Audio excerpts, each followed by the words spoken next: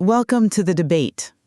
Today we're really dissecting a tension that I think sits at the very heart of modern life.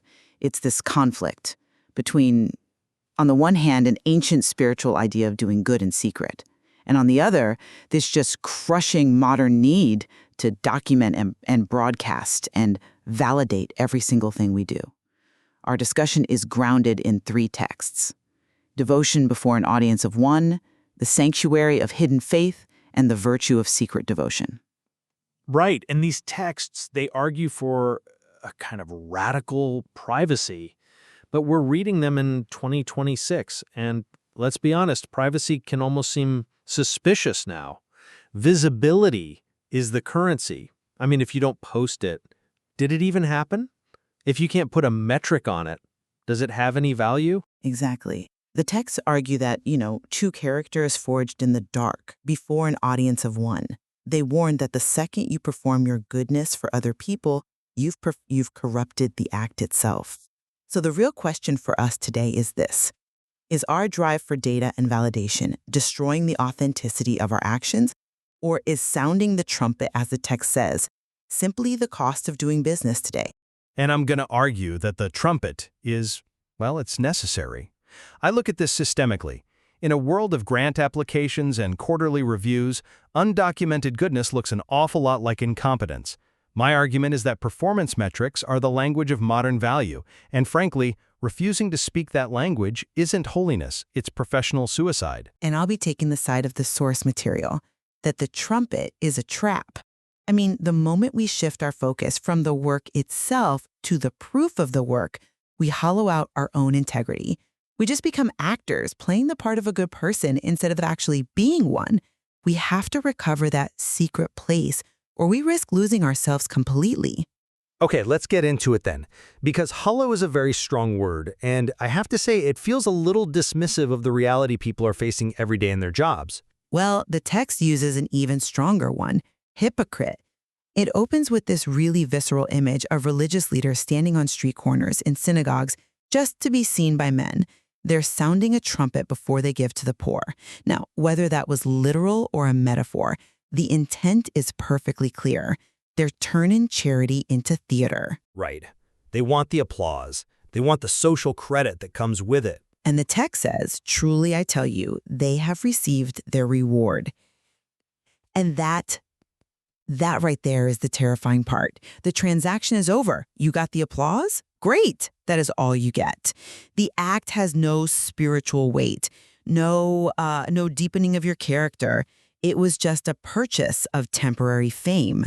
Okay, I absolutely accept that premise in the context of, personal charity or prayer. If I'm filming myself giving a sandwich to a homeless person for TikTok likes, that's grotesque. We're on the same page there. But let's try to apply this to, say, a school teacher in 2026. This is where the argument for me really hits a wall. How so? Okay, a teacher stays 3 hours after school to tutor a struggling student. No one sees it. The student passes their exam. That's great. But then the administration comes around asking for a log of intervention hours to justify the department's funding. If that teacher refuses to sound the trumpet, refuses to log the hours because they want to keep the deed secret, the funding gets cut, and the next year there is no tutoring program at all. But you see, I think you're conflating administrative reporting with performance for praise. But in the corporate world, and more in the public sector, they are the same thing. That's what I call the documentation dilemma. You call it performing, I call it accountability. The texts, they criticize those who disfigure their faces to look like they're fasting. They want to appear busy and suffering. Well, today, that's the employee sending emails at 11 a.m. just to put a timestamp on their dedication. Exactly. That is the modern disfigured face. It's an exhaustion signal. Look at me. Look how hard I'm working. But my point is, how does a manager tell the difference between the person who is quietly competent and the person who is quietly doing nothing? The text assumes an audience of one, that God sees all. But a CEO doesn't see everything. The voters don't see everything. If a politician fixes the roads but doesn't run ads telling you they fixed the roads, they lose the election to the person who did nothing but shouted about it. A silent politician is an unemployed politician. But does the shouting make the road any better? No, but it makes the politician employable so they can keep fixing the road. And that right there is where the corruption begins. The text warns that when you do things to be seen by men, your motivation shifts. You stop caring about the road and you start caring about the ad about the road. This is what economists call Goodhart's law. When a measure becomes a target, it ceases to be a good measure. Okay, unpack that for me in the context of the source. The source says, do not let your left hand know what your right hand is doing. It's calling for a kind of natural, uncalculated generosity, a flow. But when you're obsessed with documenting the data, the measure, you completely ruin that flow. Teachers stop teaching for that aha moment in a child's eyes. They start teaching for the standardized test score. The metric eats the mission. The text isn't just giving spiritual advice. It's a profound psychological warning. If you live for external validation, you will destroy your internal substance. I see the danger of Goodhart's law, I do. We've all seen teaching to the test. But the alternative seems to be A, a total lack of transparency. You're basically asking for a system built on blind trust. Don't ask for the report, just trust me, my heart's in the right place. I mean, that's a breeding ground for corruption too. Enron had plenty of secret places. I think that's a misuse of the concept, though. The text isn't talking about corporate secrecy or hiding crimes. It's talking about the individual heart. It says, go into your room, close the door, and pray to your Father who is in secret. It's about having a refuge from the constant performance. Close the door. Yes. I mean, think about the psychological toll of never being able to close the door. In 2026, we are always on stage. Social media, surveillance on our work laptops, that constant green dot on Slack. We are never not performing. The text argues that we need a secret place where we can be unfiltered, where we aren't curating our own image. If you don't have that, if you are always the resume and never the soul, you will eventually crack. Okay, I can concede the psychological need for offstage time. We all need that. But I'm still stuck on this idea of reward. The text keeps saying they have received their reward, and it implies that external rewards are just worthless. No, not worthless, fragile. That's the point. But are they? A tenure-track position isn't fragile. It's one of the most secure jobs there is. A big grant for a nonprofit isn't fragile. It keeps the lights on. The reward of visibility is resources. Your stance seems to suggest we should all starve just to preserve our purity. No, not at all. It suggests that if you depend on the applause for your very identity, you become a slave to the audience. That's the fragility. If your self-worth is tied to your quarterly review or your like count, you are in a constant state of anxiety. The text talks about being free from worry. You can't be free from worry if your master is the crowd. The crowd is fickle. The crowd always turns. That is true. Public opinion is incredibly volatile. So the reward from the Father, or let's say the internal validation of knowing you did the right thing, that's stable. It's bedrock, the argument is. Build your house on the bedrock of integrity, not the shifting sands of public approval. Even if you get all the resources in the world, if you lose your soul in the process, what have you really gained? You just become a highly funded, tenured empty shell. That is compelling on a personal level, but I want to go back to the hypocrites in the text. They're described as somber, disfiguring their faces. It's all theatrical misery. Right, the martyr complex. And I see this constantly in offices today. The person who lets out a huge sigh when they open a spreadsheet. The person who always talks about how swamped they are. Busy is the new status symbol. Exactly. And the text says, when you fast, put oil on your head and wash your face. Essentially, look normal. Don't broadcast your effort. Make it look effortless. Which is so counterintuitive today. We're taught to show our work. But think about true competence. The best athletes make it look easy. The best leaders aren't running around looking panicked and swamped. There's a professional argument here that actually overlaps with the spiritual one.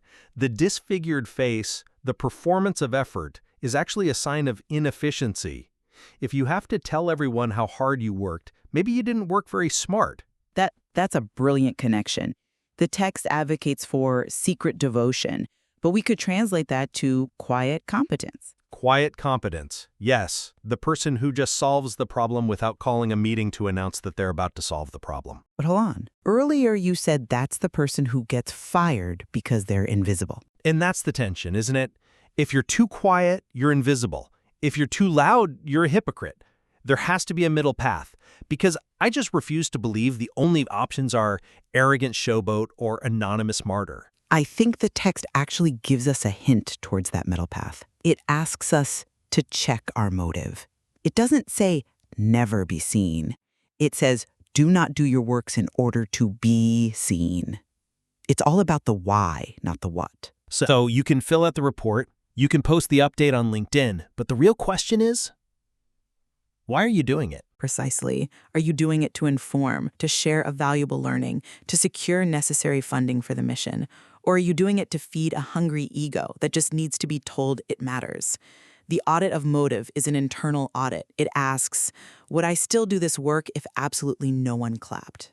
The audit of motive. And if the answer is no, I wouldn't do this if I couldn't post about it, then the text says your action is hollow. It's just vanity. But if the answer is yes, I do this anyway, but I have to document it to keep the program afloat, then the documentation is just hygiene. It's administrative hygiene. It's rendering unto Caesar. You do the paperwork, but you don't worship the paperwork. You don't get your satisfaction from the paperwork. Okay, so this brings us to a practical strategy. We have to operationalize this because our listeners aren't monks. They're managers and nurses and developers. How do they live before an audience of one inside a hospital system that's run entirely by metrics? I think it requires what you could call a two-track mindset. Okay, explain that. Track one is the system. You feed the system what it needs. You track the hours, you write the reports, you don't fight it, you just do it. It's the price of admission. But track two is the soul. You deliberately, consciously detach your satisfaction from track one. You don't look at the metrics to tell you your worth. You look at the work itself. So you keep your left hand, your identity, separate from your right hand, your reporting. Exactly. And I'd add one more practice that I think comes directly from the spirit of these texts. Call it the secret portfolio. The secret portfolio. I like the sound of that. We all have a public portfolio, right? Our resume, our LinkedIn bio. But you should intentionally cultivate a list of things you've done that no one knows about. The difficult conversation you handled that saved a colleague's job, the extra time you spent with a client that you never billed for, the money you donated where you insisted on anonymity. And you don't leverage these? You don't bring them up in your annual review? Never. That's the entire discipline. You keep them secret to prove to yourself that you're still free, that you can still act without an audience. It anchors you. So when the public world attacks you or ignores you, you have this secret portfolio that reminds you, I know who I am. I know what I've done. That is actually a very powerful professional tool. It builds resilience. The person who lives only for public praise is absolutely destroyed by public criticism, but the person with a secret portfolio is buffered. They're founded on the rock, to use the text language. You know, I began this conversation arguing that visibility is survival, and I still believe the systems we've built require data. We can't just dismantle the global economy and run it on vibes. But I am coming around to the idea that personal survival, surviving as a whole human being inside that machine, requires this secret discipline. We have to be in the world, but not of it. Or to put it in 2026 terms, we have to be in the database, but not be defined by it. That is the synthesis.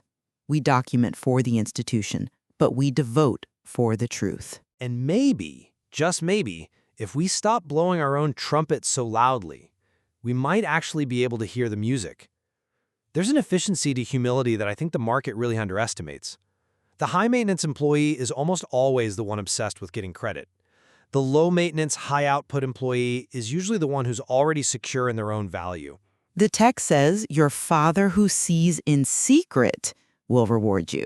Maybe part of that reward, even in a totally secular sense, is just the freedom from the exhausting rat race of image management. You get your life back. And you get the work back. You get to actually do the thing instead of just reporting on the thing. So for our listeners today, whether you're managing a team, teaching a class, or just trying to live a life full of notifications, we challenge you to try the audit of motive. Ask yourself, would I still do this if no one ever knew? And maybe start building that secret portfolio. Do something good this week and tell absolutely no one. See how it feels. It might burn a little at first. The ego hates silence. But see if it doesn't eventually feel like freedom. Thank you for joining us for this edition of The Debate. We hope this conversation helps you navigate that tension between the resume and the soul. Keep your receipts, but don't worship them. Until next time.